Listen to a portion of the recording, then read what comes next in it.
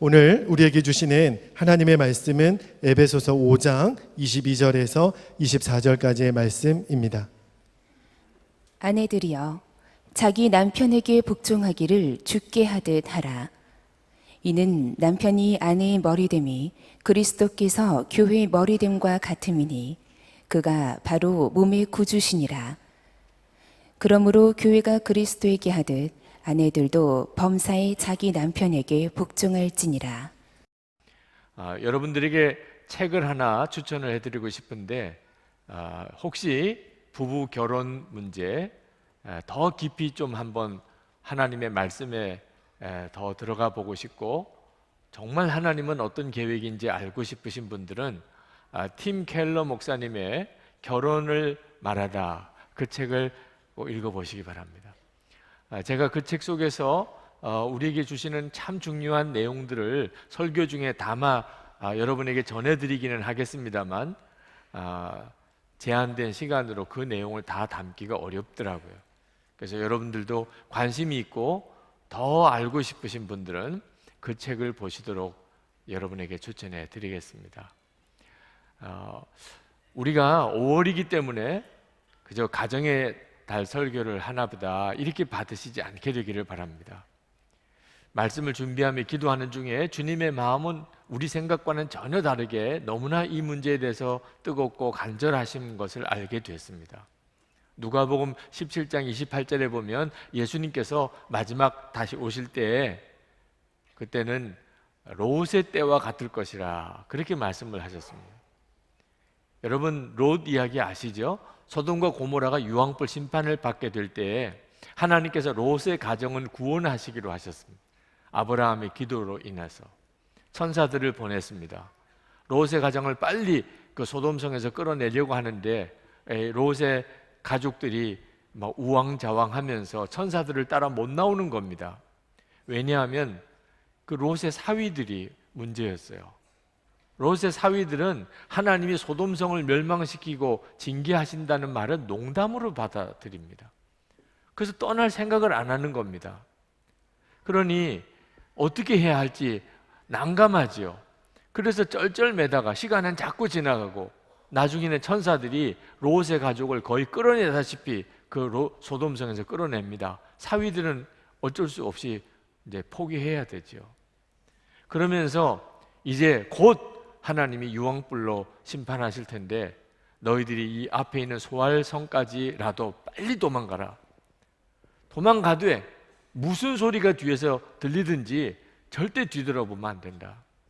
그렇게 엄히 경고하고 그들을 빨리 소알 땅으로 가도록 했는데 유황불이 소돔성에 쏟아지면서 아비규환 끔찍한 비명소리 그리고 불에 타는 소리 그 소리를 듣고는 롯의 아내가 그만 자기도 모르게 돌아서 버리고 맙니다. 마음이 세상에 있었기 때문에 재산에 있었기 때문에 그럼 어떻게 할 도리가 없는 거죠. 소금 기둥이 되어버렸다고 말씀하셨어요. 예수님은 이렇게 될 것이라 마지막 때 이제 이렇게 될 것이라 여러분의 가족 중에 같이 구원의 자리로 들어서지 못하고 마지막 순간에 오히려 소금 기둥 되어버리는 이런 일들이 우리 가족 중에 일어나게 될 것이라. 여러분 마지막 때 마귀가 우리를 미혹해서 핍박으로 우리를 무너뜨리려고 할 때 유혹을 주어서 우리를 무너뜨리려고 할 때 온갖 기사와 이적을 통해서 영적으로 우리를 미혹하려고 하는 일이 벌어질 때 지금도 그런 일들은 일어나고 있습니다. 여러분의 남편이나 아내가 여러분의 부모와 자녀들이 만약에 흔들리고 넘어진다면 그건 얼마나 끔찍한 일이겠는가 하는 겁니다. 그러므로 우리가 가정의 신앙을 바로 세워야 합니다. 정말 무슨 일이 있어도 하나님이 우리에게 약속하신 너와 내 집이 구원을 받으리라고 하는 이 약속을 여러분이 여러분의 것 삼으셔야 합니다.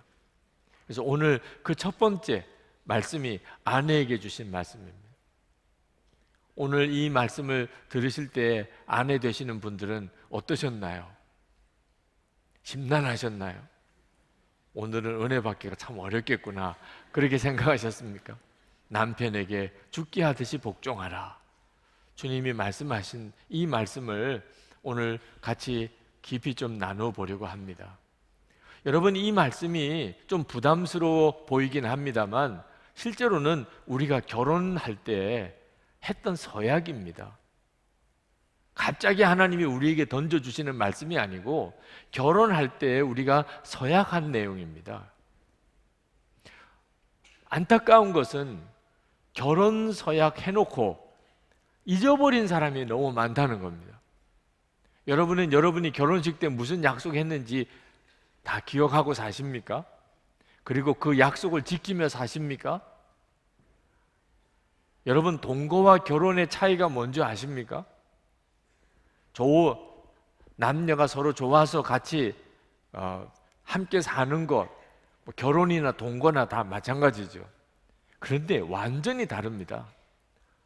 그 차이가 뭐냐면 결혼 서약입니다. 동거는 결혼 서약이 없습니다. 그냥 서로 좋아서 사는 거죠. 그러니까 서로 싫어지면 헤어지는 겁니다. 그게 동거예요. 아무리 결혼식 거창하게 해도, 아무리 혼인신고 다 했다 하더라도 결혼하면서 무슨 약속했는지 건성으로 넘겨버리고 약속했다는 걸 지키지도 않고 그러면 동거에 불과한 것입니다. 여러분, 약속을 하고 약속을 지키지 않는 사람을 보면 여러분이 얼마나 그 사람이 수준을 낮추어 봅니까?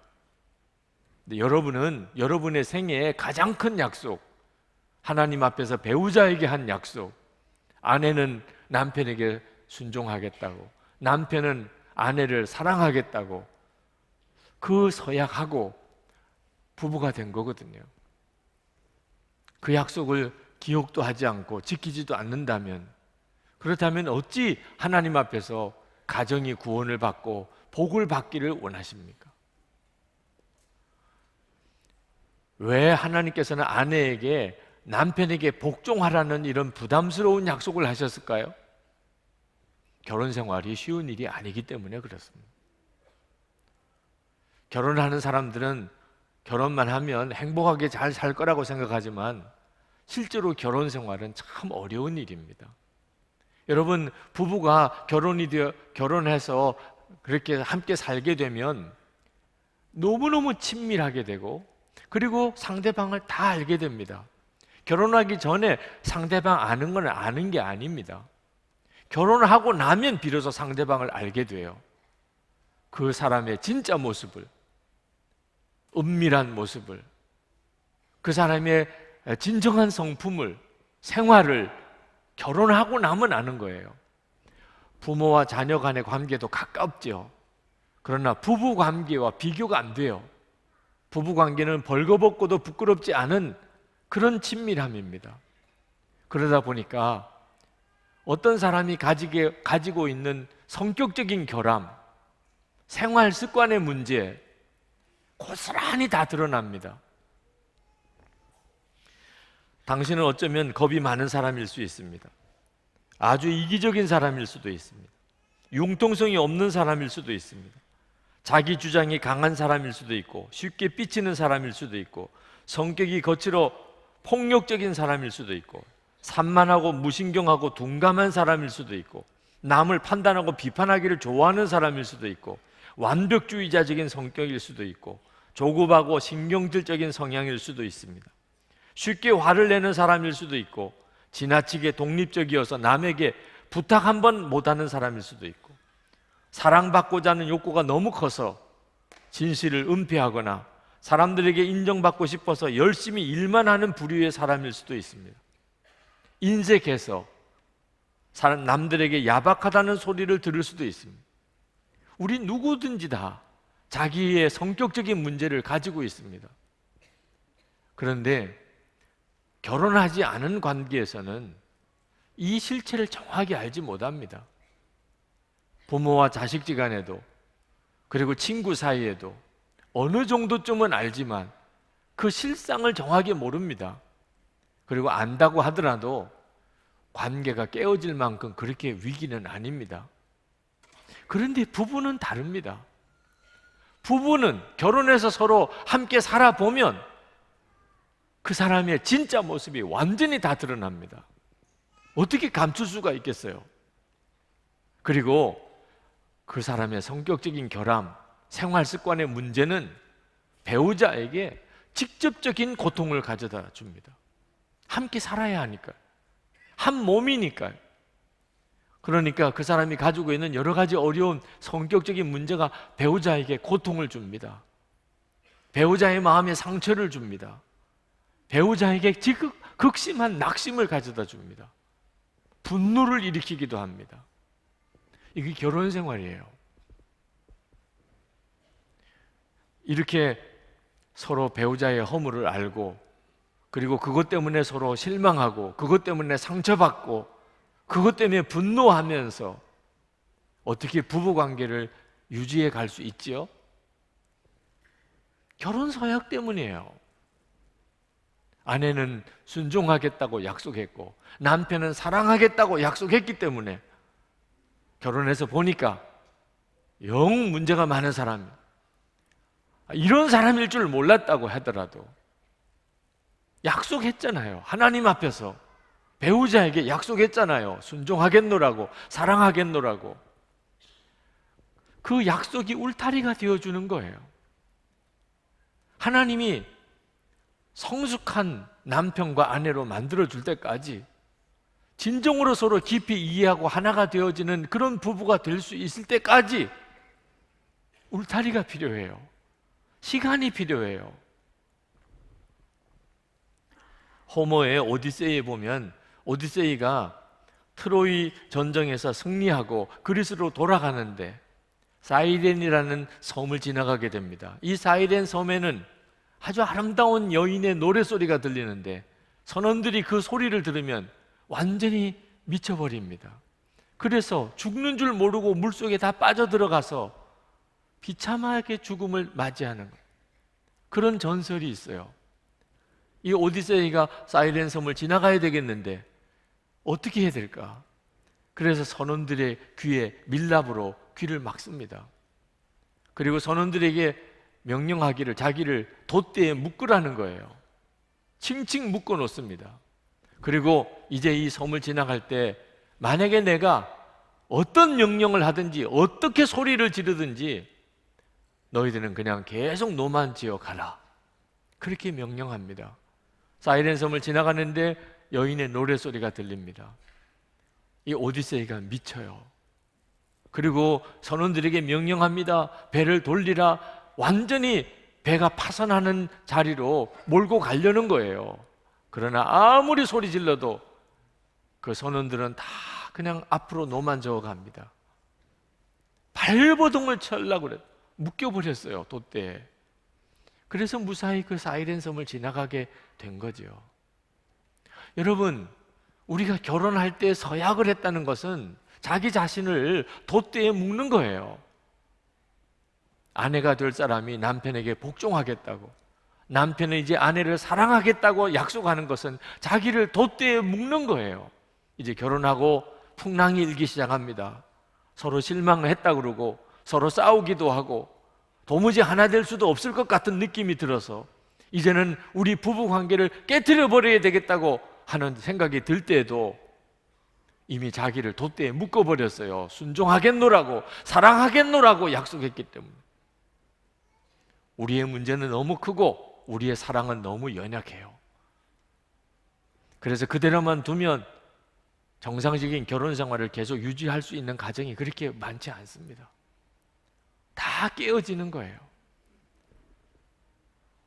하나님께서 우리가 변화될 걸 아십니다. 그리고 변화시켜 주세요. 그래서 우리에게 결혼의 울타리를 만들려고 하신 거예요. 그래서 결혼은 그냥 좋아서 사는 거 아닙니다. 약속을 하는 거예요, 약속을. 린다 웨이트라는 분이 이혼이 당신을 행복하게 하나요? 라는 책에서 아무리 불행한 부부라도, 그래서 정말 이혼할 수밖에 없을 것 같다 하더라도 이혼하지 않고 그 상태를 유지하고 조금만 지나고 나면 3분의 2는 5년 안에 다시 행복을 되찾게 된다는, 수많은 부부들을 연구하고 검토하고 설문조사하고 그리고 내린 결론이에요. 이혼할 수밖에 없다고. 우리는 더 같이 살 수가 없다고 했던 부부라도 이혼하지 않고 그대로 5년을 더 지나면 3분의 2는 다시 행복을 되찾는다는 거예요. 이게 얼마나 큰 숫자예요. 그러므로 우리가 부부 생활을 이렇게 유지하는 끈이 있다는 것은 굉장히 중요해요. 그게 바로 서약인 것입니다. 기독교 윤리학자인 루이스 스미디스 교수는 이렇게 말합니다. 결혼할 당시 장차 아내와 함께 무슨 일을 겪고 어디에 이르게 되려는지 눈꼽만큼도 눈치채지 못했습니다. 25년이 지나고 나면 내 아내는 어떻게 변할지 알 수 있었겠습니까? 나는 또한 얼마나 변할지 어찌 알 수 있었겠습니까? 결혼식 올리고 나서 지금까지 아내는 적어도 5명의 다른 남자들과 살아왔습니다. 5 사내 모두가 다름 아닌 나 자신이었습니다. 예전에 나와 이어주는 연결고리는 이름 하나뿐이었습니다. 그 이름마저 없었다면 내가 누구였는지조차 찾기 힘들었을 것입니다. 자기가 결혼해서 살아보니까 25년 동안 자기는 5번이나 바뀌었다. 아내는 5명이나 다른 남자랑 사는 거라는. 이름은 같았는데. 여러분의 결혼 생활이 그렇지 않습니까? 결혼할 때 그 사람입니까? 지금 그 사람이? 결혼 후에 우리는 변하게 돼 있어요. 주님은 우리를 결혼할 때 그 모습으로 두지 않습니다. 그게 결혼 생활이에요. 주님이 변화시켜 주실 수 있도록 기다려주는 거예요. 주님이 남편과 아내를 새롭게 만들어 가실 수 있도록 그렇게 지켜주는 일이 반드시 필요해요. 시간이 필요해요. 안정적으로 깨어질 것에 대해서 두려워하지 않고, 그리고 주님 앞에 철저히 자기를 내놓을 수 있도록 해줄 수 있는 안전장치가 필요해요. 이것이 결혼 서약이고 남편이 변화되기까지 지켜주는 울타리가 아내가 복종하겠다고 하는 서약인 것입니다. 어느 목사님이 늘 사모님에게 고마워 하신대요. 왜냐하면 마음에 들지 않아도 남편 목사님이 결정하면 늘 순종해 주었기 때문에. 그러면서 기도했대요. 하나님, 남편이 이러한 저러한 일을 하겠다고 합니다. 하나님, 제가 보기에는 그것은 잘못된 일 같습니다. 그러나 하나님 아시잖아요. 남편을 제가 변화시킬 수가 없습니다. 그러나 저는 하나님은 우리 남편을 변화시킬 수 있다고 저는 믿습니다. 하나님, 우리 남편 좀 생각을 바꿔 해주세요. 그렇게 기도하고 그리고 순종했어요. 결혼할 때 순종하겠노라고 약속했으니까. 목사님이 처음에는 그게 너무 좋더래요. 그런데 지나고 보니까 항상 자기가 고집을 부린 것은 문제가 많았고 아내의 말이 옳다는 것을 경험으로 알게 됐대요. 그래서 그 다음부터는 무슨 일이든지 결정할 때 항상 아내의 의견을 듣는데요. 요즘도 그 사모님은 목사님이 결정하면 처음에는 뭐라고 말을 하려고 주춤거리다가도 이내 당신이 결정한 대로 하세요. 어련히 생각 많이 하시고 결정하셨겠어요. 그러면 사모님 뜻대로 한대요. 네. 남편 원하는 대로, 목사님 원하는 대로 하라고 했는데도 말하는 거 들어보니까 아유, 내가 다시 생각해야 되겠구나. 그렇게 한다는 거예요. 여러분, 남편을 변화시키려고 무던히 애를 쓰셨던 분들, 우리 언제 한번 모임 가져볼까요? 네. 어떤 방법이 제일 빠른 방법일까요? 기가 막히게 순종하고 기도하고, 기도하고 순종하는 방법. 순종하고 기도하고, 기도하고 순종하는 방법. 이것이 가장 빨라요. 남편이 실상을 깨달을 수 있도록, 진실을 볼 수 있게 해주는 방법입니다. 그러나 여전히 아내에게 복종하라는 말이 귀에 거슬리는 분이 있으실 거예요. 지금이 어떤 시대인데 말이에요. 아니, 이렇게 몰상식한 명령이 있을 수 있냐? 도대체 불가능한 일을 요구하잖아. 그러신 분이 있을 거예요. 만약에 남편에게 진짜 복종만 하면 우리 가정 다 무너질 거라고 생각하는 분도 있으실 겁니다. 여러분, 사도 바울이 아내에게 남편에게 복종하라고 하신 말씀은 모든 부부가 다 지켜야 될 법으로 말씀하신 게 아닙니다. 성령 충만한 사람은 그렇게 된다는 거예요. 성령 충만한 사람이 그렇게 된다는 걸 말씀하고 있습니다. 사도 바울이 에베소서 5장 22절부터 6장 4절까지 부부 문제, 부모님에 대한 거, 자녀에 대한 문제를 쭉 우리에게 말씀하시는데, 이 말씀은 그 앞에 부분을 전제로 하는 겁니다. 에베소서 5장 18절부터 21절까지 성령의 충만함을 받으라 말씀하시고, 그 다음에 부부 문제, 부모에 대한 문제, 자녀에 대한 문제를 가르치는 거예요. 에베소서 5장 18절부터 읽어보면 술 취하지 말라, 이는 방탕한 것이니 오직 성령으로 충만함을 받으라. 시와 찬송과 신령한 노래들로 서로 화답하며 너의 마음으로 주께 노래하며 찬송하며 범사에 우리 주 예수 그리스도의 이름으로 항상 아버지 하나님께 감사하며. 자, 성령에 충만하면 먼저 하나님께 늘 감사와 찬송을 돌리는 사람이 된다는 거죠. 그 다음에 21절에는 우리들 서로 사람들에게는 어떻게 되느냐? 그리스도를 경외함으로 피차 복종하라. 성령 충만함의 증거는 다른 사람에게 복종하는 것입니다.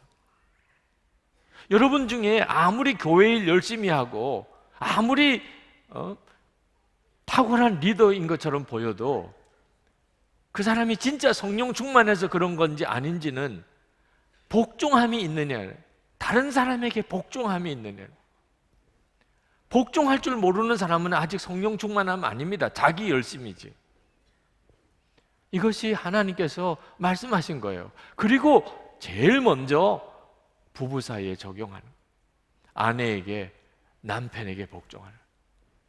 그러니까 아내에게 남편에게 복종하라는 말은 모든 사람에게 복종하는 것에 대하여 말씀하시면서 남편에게는 더 적용해야 되는 거다, 그런 말씀인 거예요. 이 말씀을 지키기 힘든 말씀, 강요하는 말씀 아닙니다. 성령 충만하면 얼마나 놀라운 사람이 되는가를 말해주는 거예요. 아니, 아내가 남편에게 복종하다니, 이게 도대체 기적이잖아. 어떻게 이런 일이 있을 수 있지? 이런 뜻이에요. 여러분, 지금도 교회 안에 속해나 선교회에서 우리 부부 모임을 이렇게 가져보세요. 혹시 여러분 세상에서 무슨 학교 동기동창들 부부 모임 한번 가보세요. 아내가 남편에게 주님께 하듯이 복종하는 경우를 봤을 경우에 어떤 반응을 하시나요? 우와, 정말 대단하시다. 어떻게 그렇게 하세요? 어떻게 남편에게 그렇게 주님께 하듯이 복종하세요? 여러분 정말 놀라지 않습니까? 그런 놀라운 일이 일어난다는 거예요, 성령 충만하면. 고린도후서 5장 15절 말씀 보세요. 그가 모든 사람을 대신하여 죽으심은 살아있는 자들로 하여금 다시는 그들 자신을 위하여 살지 않고 오직 그들을 대신하여 죽었다가 다시 살아나신 이를 위하여 살게 하려 하십니다. 예수 믿는 사람의 특징이 뭔지 아십니까? 더 이상 자기 자신을 위해서 살지 않아요. 왜? 하나님이 나를 위해서 사시니까. 전에 하나님을 믿지 못할 때는 세상에 내가 나를 위해서 사는 거 외에는 무슨 방법이 있어요? 그러니 끊임없이 나 하고 살았는데, 예수를 믿고 보니까 하나님이 나를 위해서 죽으셨어요. 내 죄의 허물 다 주님이 지셨어요. 그리고 나를 위해서 다시 새 생명을 주시려고 내 안에 오셨어요. 이제는 내가 나를 위해서 살 이유가 없어요. 이제는 내가 사는 것은 오직 주님을 위해서 사는 거예요. 그런데 주님은 보이지 않아요. 어떻게 주님을 위해서 살지요? 성경 말씀해 보니까 다른 사람을 위해서 사는 게 주님을 위해서 사는, 다른 사람을 주님 대하듯이 하라는 거예요. 에베소서 6장 7절에 기쁜 마음으로 섬기기를 주께 하듯 하고 사람들에게 하듯 하지 마라. 골로새서 3장 23절에 무슨 일을 하든지 마음을 다하여 주께 하듯 하고 사람에게 하듯 하지 마라.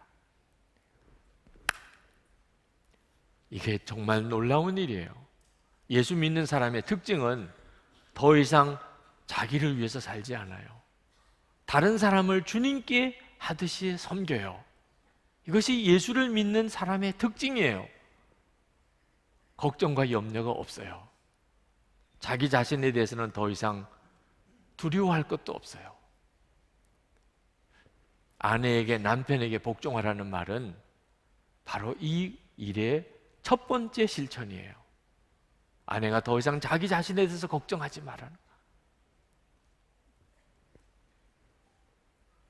이제는 모든 사람에게 죽게 하듯이 복종하는 건데 제일 먼저가 남편에게 그렇게 하라는 겁니다.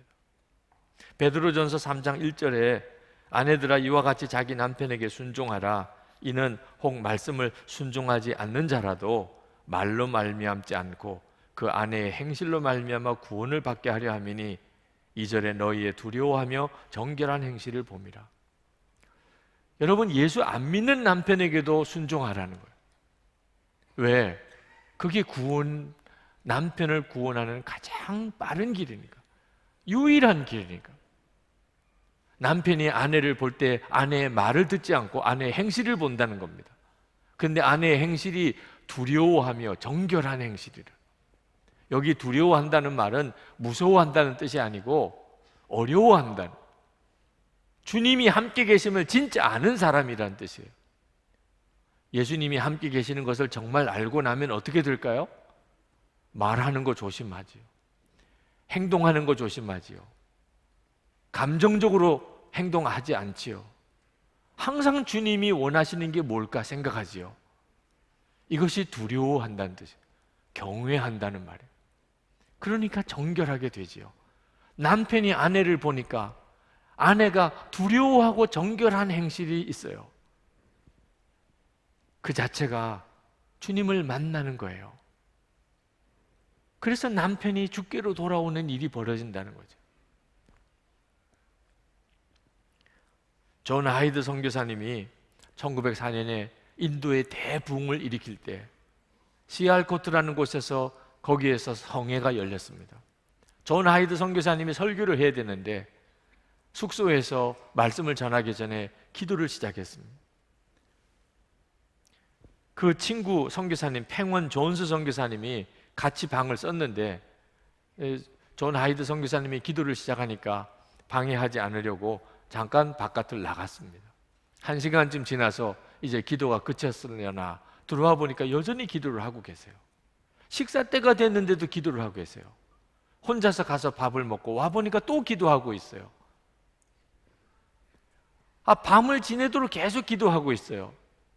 무려 12시간을 기도를 하셨대요. 그리고 일어나셨는데 얼굴이 빛으로 광채가 나요. 그러면서 주님을 만났다는 겁니다. 그 기도 시간 내내 주님을 만났다는 거예요. 그러면서 너무나 잘 아는 이야기, 주님이 하나님의 보좌를 버리고 이 땅에 오신 이야기, 십자가를 지시고 우리 위해 죽으신 이야기를 하시는데 이 팽원 존스 선교사님이 당신도 선교사예요. 근데 그 존 하이드 선교사님의 그 주님을 만나고 있었던 이야기를 하는데 얼마나 눈물이 쏟아지는지, 주님이 함께 계시는 것이 너무 생생히 느껴지고 그 주님의 이야기가 그렇게 아름답고 감동적으로 느껴지는, 그래서 서로 숙소에서 손을 잡고 몇 시간을 같이 울면서 기도하고 은혜를 나눴다는 겁니다. 그리고 집회에 설교를 하러 나가셨어요. 온 인도 회중들에게 동일한 은혜가 임하고 그렇게 인도 부흥이 시작이 됩니다. 성령에 충만하니까, 그러니까 흘러 넘쳐요, 은혜가. 여러분, 아내 되시는 여러분, 남편에게 복종하기가 힘드십니까? 그러시면 성령의 충만함을 구하셔야지 복종이 어렵다고 생각하시면 안 돼요. 복종을 어떻게 해? 그거 불가능한 일이지. 그러시면 안 됩니다. 주님께로 가셔야 돼요. 주님을 찬양하고 주님을 바라보고 주님께 기도하고 주의 말씀을 묵상하고 주님과의 시간을 더 가지세요. 언제까지요? 은혜가 흘러 넘칠 때까지. 남편에게 복종하는 것이 아무것도 아니게 그렇게 느껴집니다. 심령의 은혜가 오면, 성령의 충만함이 오면 남편에게 복종하는 게 아무것도 아니에요. 굴욕감이 아니에요. 그건 하나님이 주신 기회예요. 조상이 바이킹이고 해적이었던 북유럽의 나라를 지금 보면 세계에서 가장 잘 사는 나라지요. 기독교 국가입니다. 어떻게 그렇게 됐을까요? 그들의 조상은 해적이에요. 아주 흉악한 해적들이 유럽의 바닷가를 노략질하고 다녔죠. 그런데 그때 그들은 예수 잘 믿는 그런 여인들을 붙들어서 강제로 끌고 와서 자기 아내를 삼았습니다. 예수 잘 믿는 여인들이 봉변을 당한 거죠. 강제로 결혼을 했습니다. 해적들이에요, 남편들이. 그런데 저들이 그때 울고 낙심하고 인생을 포기하고 하나님을 그러지 않고 그 일 속에서 주의 인도함을 구하고 하나님의 함께 하심을 바라보면서 그들이 그 남편을 주님이 명령한 말씀하신 대로 섬기고 자녀들을 기도와 말씀으로 양육했습니다. 그 흉악한 해적들이 어느 순간에 예수님을 영접하고 그 자녀들이 커서 훌륭한 크리스천들이 되고 그렇게 해서 지금의 북유럽이 된 거죠. 기독교 신앙을 받아들이고 그들이 가지고 있었던 그런 용기, 담력, 진취적인 생각 이게 함께 어우러지니까 청교도들이 된대. 청교도 신앙이 그렇게 만들어진 거죠. 한 여인이 정말 주님께 복종하는 마음으로 남편에게 복종하면 어떤 일이 벌어질까? 이미 우리가 너무 많은 증거를 보고 있는 것입니다. 아무리 강한 남편도 아내를 다 무서워합니다. 이유는요, 자기 비밀을 다 알고 있어요. 저도 제 아내가 제일 무서워요. 제 모든 비밀을 다 알고서 여러분은 저를 아시나요? 제 모든 비밀을, 제 모든 허물을 제 아내는 다 알고 있어요. 그래서 남편이 아내가 무서운 거예요. 아내가 볼 때는 남편이 얼마나 속물인지 알아요. 심지어는 괴물이라고 여겨요. 괴물이라고. 다른 사람은 알 수가 없어요. 그래서 아내가 하는 말이 남편을 쉽게 무너뜨려요. 남편의 약점을, 남편의 문제를 속속들이 다 알아요, 아내가. 그러니 아내가 하는 말 한마디 한마디는 남편에게 견딜 수 없는 고통이에요. 그래서 아내가 뭐라고 이야기하면 남편이 쉽게 화를 버럭 내는 겁니다. 처음에는 아내를 무시하기도 하고 변명하기도 하고 부인하기도 하지만 결국은 받아들이게 돼요. 왜? 그게 사실이니까. 어떻게 아내가 지적하는 것을 남편이 피해갈 수 있겠어요? 그러다가 서서히 남편이 무너집니다. 아내가 지적하고 아내가 잔소리하고 하면서 남편이 무너져요. 나는 패배자야. 나는 안 되나 봐. 나는 실패자야. 나는 위선자야. 나는 속물 중에 속물이야. 나는 괴물이야. 스스로 자기 자신에 대해서 무너져. 왜? 아내가 자꾸 그렇게 이야기해 주니까. 그리고 그게 사실이니까. 어떤 남편도, 아무리 강해 보이는 남편도 아내에게는 꼼짝을 못해요. 그리고 아내가 하는 말에 대해서 겉으로는 격하게 반응하는 것 같아도 속으로는 다 무너져요. 그런데 여러분, 우리가 아무리 배우자에게 지적을 당하고 그것 때문에 마음이 무너졌다 하더라도 그 모든 것을 다 뒤집어 엎을 수 있는 그분이 우리 안에 오셨어요. 예수 그리스도세요. 여러분, 예수님이 우리 안에 오신 것은요 정말 놀라워요. 아내에게 감출 수가 없어요. 남편에게 감출 수가 없어요. 그게 내 진짜 모습이에요. 그것 때문에 나도 무너졌어요. 그런데 예수님이 내 안에 오셔서 하시는 첫 번째 일이 무엇입니까? 내 옛사람, 그 지긋지긋하게 벗어나고 싶은 그 내 못된 성질, 정말 속물 중에 속물, 괴물이라고까지 말하는 다 십자가로 주님과 함께 십자가에 못 박혔어요. 그리고 예수님으로 인하여 새 생명 얻었어요. 예수님이 내 생명이시래요. 예수님의 성품이 내 성품이래요. 이게 기적 중에 기적이잖아요.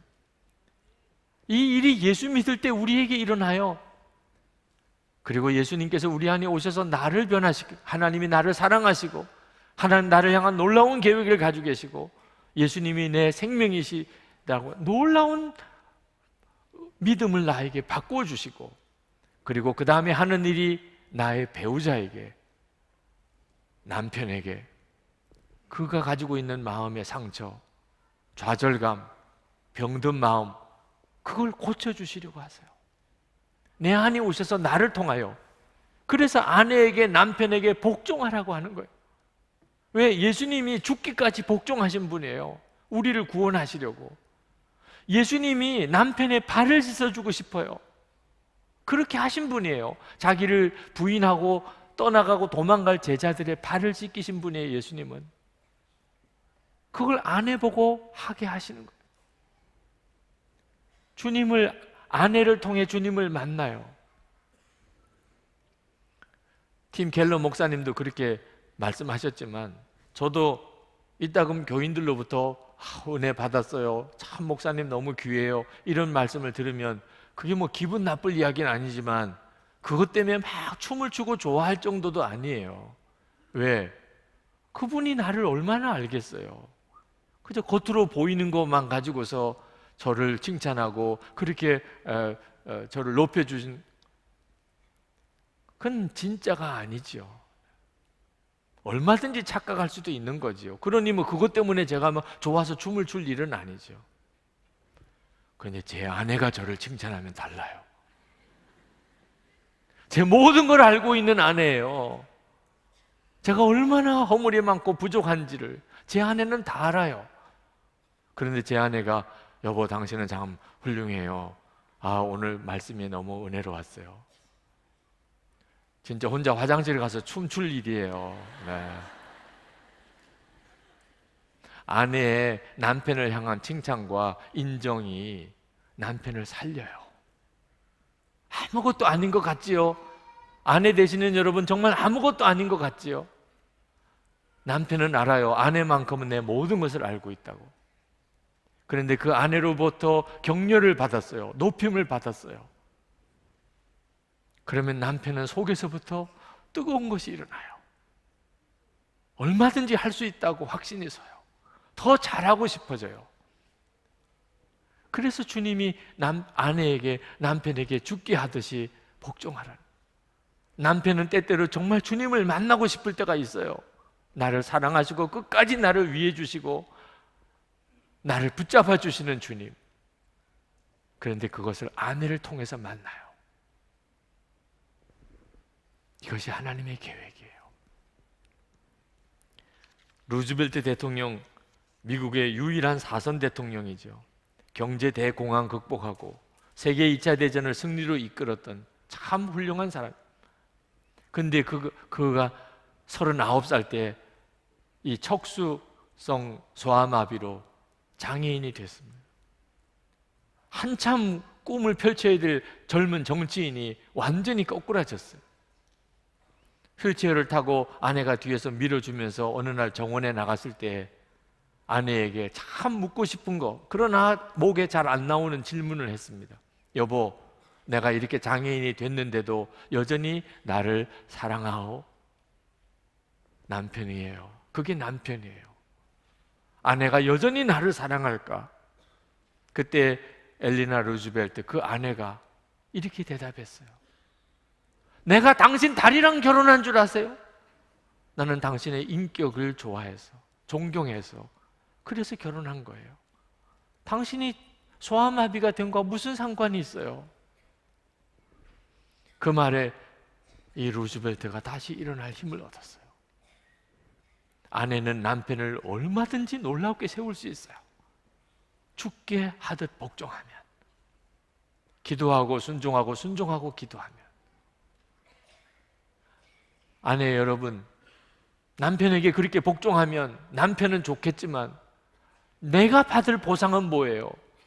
그렇게 질문하실 수 있겠지요. 행복이에요. 행복. 사랑하는 사람에게 잘해주고 섬기면 그러면 행복한 거예요. 그 자체가. 남편이 행복해요. 그러면 아내가 행복한 거예요. 행복한 사람하고 함께 사는 게 얼마나 행복한 줄 아세요? 그리고 다음 주를 기대하세요. 네. 우리 기도하겠습니다. 아내 되시는 여러분들은 오늘 주시는 주님의 말씀을 잘 붙잡으세요. 사는 길입니다. 여러분의 가정이 사는 길이에요. 남편이 사는 길입니다. 그리고 여러분이 사는 길이에요. 그리고 남편 되시는 분 또는 부부가 아니신 분들, 가정 안에 하나님의 계획을 다시 생각하세요. 죽기까지 복종하면 다 삽니다. 가족들 관계에서 정말 이것이 필요해요. 죽기 하듯이 복종하라. 그러면 주님이 책임져 주세요. 주여, 제가 그렇게 하겠습니다. 주님, 우리 가정 살려주세요. 우리 부부 회복시켜 주세요. 통성으로 기도하겠습니다. 은혜와 사랑이 충만하신 아버지 하나님, 놀라우신 하나님의 은혜를 감사합니다. 하나님의 능하신 손에 우리를 부탁합니다. 하나님의 권능과 하나님의 놀라운 은혜를 사랑하는 성도들의 심령 가운데 부어주시기를 원합니다. 하나님의 놀라우신 은혜로, 하나님의 놀라우신 역사로 오늘도 하나님 주께서 하나님 말씀하시고 감동하시고 역사해 주시기를 원합니다. 하나님의 크신 은혜를 하나님 도와여 주소서. 하나님, 오늘도 하나님 정말 주님의 도우심을 구하며 가정의 문제를 내어놓으며 부부 사이의 문제를 내어놓으며 하나님 앞에 기도하는 사랑하는 성도들을 하나님의 손에 부탁합니다. 주님, 이제는 온전히 주의 말씀 앞에 서게 하시고 성령의 역사하시며 충만함을 주시고 하나님의 능하신 손 안에 붙잡아 주시기를 원합니다. 고쳐주소서.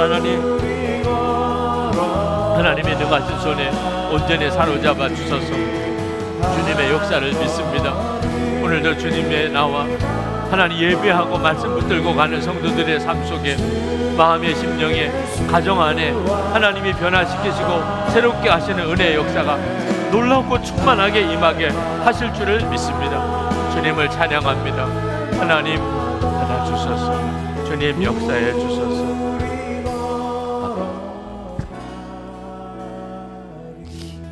아버지 하나님, 주님의 크고 놀라우신 은혜를 감사합니다.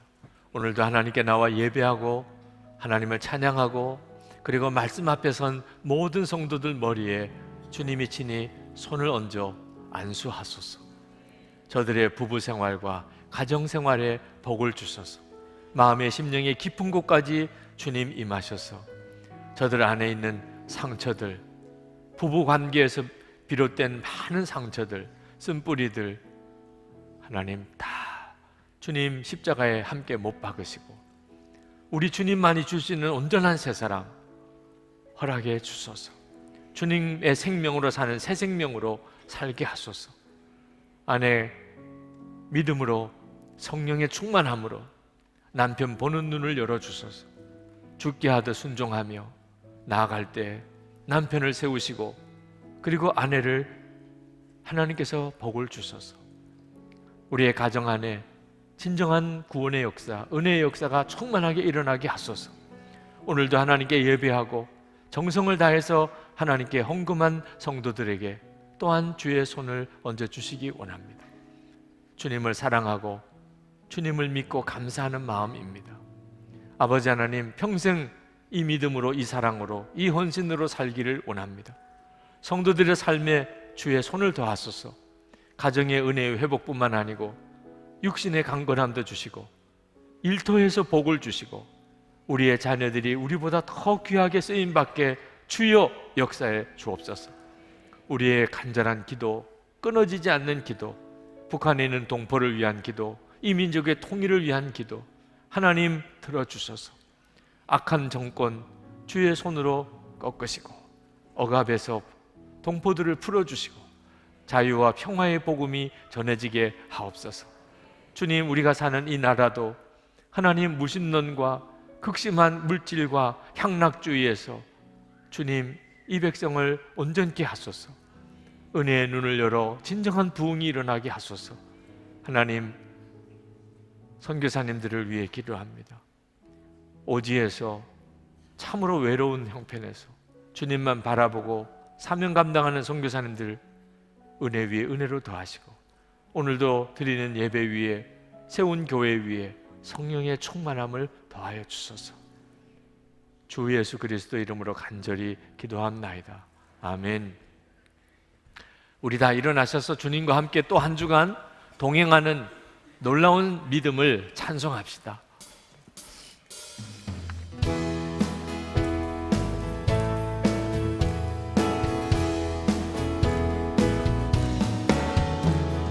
주와 같이 길 가는 건 즐거운 일 아닌가. 우리 주님 걸어가신 발자취를 밟겠네. 한 걸음 한 걸음 주 예수와 함께 날마다 날마다 우리 걸어가리. 어린아이 같은 우리 미련하고 약하나 주의 손에 이끌리어 생명길로 가겠네. 한 걸음 한 걸음 주 예수와 함께 날마다 날마다 우리 걸어가. 옛 선지자 에녹같이 옛 선지자 에녹같이 우리들도 천국에 들려 올라갈 때까지 주와 같이 걷겠네. 한 걸음 한 걸음 주 예수와 함께 날마다 날마다 우리 걸어. 한 걸음 한 걸음 한 걸음 한 걸음 주 예수와 함께 날마다 날마다 우리 걸어가리. 주 예수님의 은혜와 하나님 아버지의 사랑하심과 성령의 교통하심이 오늘도 하나님께 예배하고 돌아가는 모든 성도들과 그리고 그 가정 위에 충만하시기를 축원하옵나이다. 아멘.